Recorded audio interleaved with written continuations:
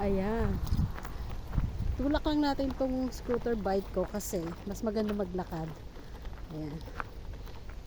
Yan, mga nakadapa na sila guys. Sumasaludo sila sa Reyna. Char! Ayan. Ganda ng paligid dito guys. Ayan. Alam niyo, natatawa ako kasi itong pamilya ko na nandito. Pamilya ng asawa ko. Siyempre, mga pribadong tao sila tapos nagkaroon sila ng kasama ng miyembro ng pamilya na content creator. Nawindang ang buhay nila. Pero okay naman, ginagalang ko pa rin yung privacy nila. Pag gusto nila or hindi, so sinusunod ko. Pero more on hindi ko talaga sila kinakapture. Dahil bulaklak guys, so normal to dito, pero ang ganda. So ayan guys,